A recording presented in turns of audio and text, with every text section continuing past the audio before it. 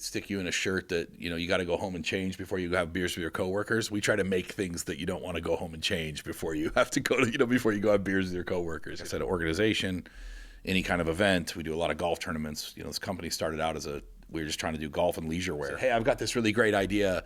How do I get started? If you find somebody who won't sit there and give you 30 seconds worth of advice, then they're either an asshole. Everyone knows they can hire Home Depot to redo their kitchen, but it's going to look like every other kitchen that you see on Zillow that week because all they're doing is following trends and doing that. So you fix.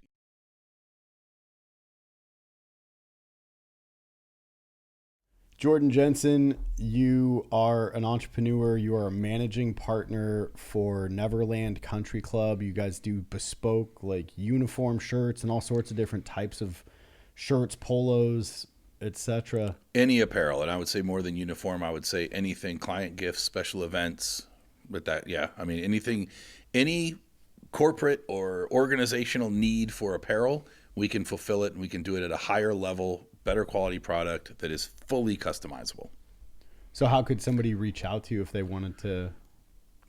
Easy. It's Jordan at neverlandcc.com. I will take all leads. No problem there. And then the website, neverlandcc.com, is more of our e-com website. We have your brand first, and the first is like the number one, st.com, is more of the custom side, but either one will link to the other one pretty easily. And then Instagram, neverlandcc. We're on all the socials, easy to find. But yeah, I mean, it's just a company that we took kind of corporate wear to the next level. We always joke about, how many jobs you had that they stick you in a shirt that, you got to go home and change before you have beers with your coworkers. We try to make things that you don't want to go home and change before you have to go to, before you go have beers with your coworkers, something cool, something you're proud to wear, and then something that advertises the company and in kind of, their niche. Do you want to spell out your name just in case? Yeah. So my name? Yeah, for your email. Oh, email, JORDAN at Neverland, the full word, cc.com. And then the Instagram is Neverland without the vowels, so NVRLNDCC.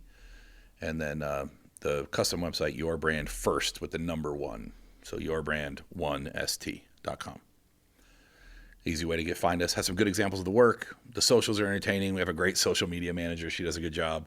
So it's always kind of fun to see what she's up to. She's digging through boxes in the warehouse all the time, trying things on, having some fun with it, and give you some ideas, hopefully, if you've got, like I said, an organization, any kind of event. We do a lot of golf tournaments. This company started out we were just trying to do golf and leisure wear, and it kind of, we talked about it a little bit earlier, but kind of merged into what it is now, where we're doing, anything custom. If you have, from us, instead of buying a shirt and putting a logo on it, you create the shirt from square one. It doesn't exist until you make it, or the hat doesn't exist until you make it. You can customize every aspect of the hat.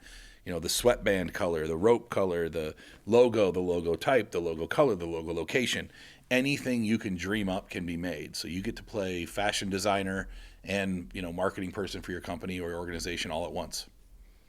What advice would you give to somebody that wants to get into that, or just entrepreneurship for that matter? I would say fashion's really tough. There's very few barriers of entry into fashion right now. You can go online, you can find manufacturers that are willing to work for you or work with you and create custom. I think the low barriers of entry make it enticing because, starting is the hardest part. But because of low barriers of entry, there's a lot of competition. There's a lot of copycatting.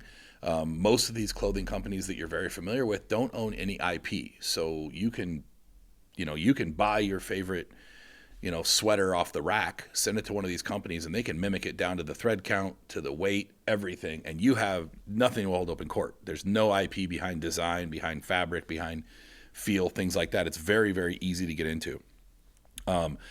What I would say that the benefit of what we do is that we've kind of found a niche where, as opposed to going to your local print shop and buying whatever, products they offer and having them stitch a logo on, we allow you to do some more customized things. So we've found a niche there that has been really good for us. We've been able to work with some really big companies, some really well-known organizations. We do a lot of cool things that we're really proud of. And so I think that that's great. As far as advice for entrepreneurship is, if you've got a good idea, vet it out.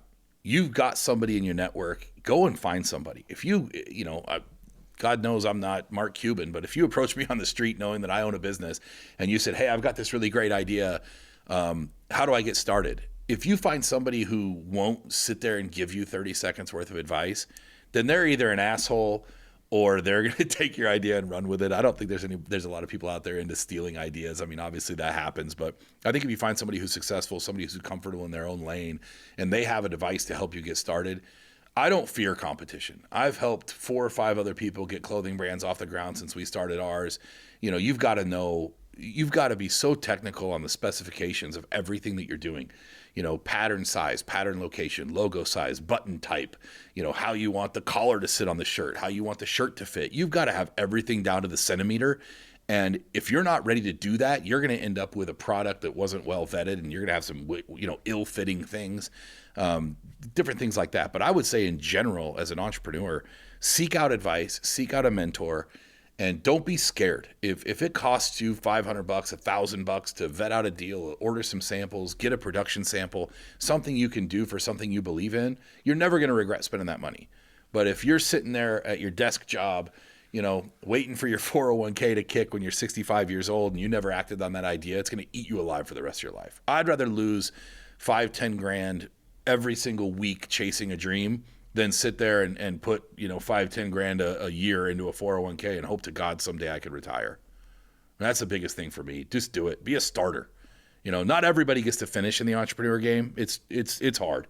You know, I've got 10 friends that go in and out of different businesses every single year. People I know, people you hear about, successful businesses fail, you know.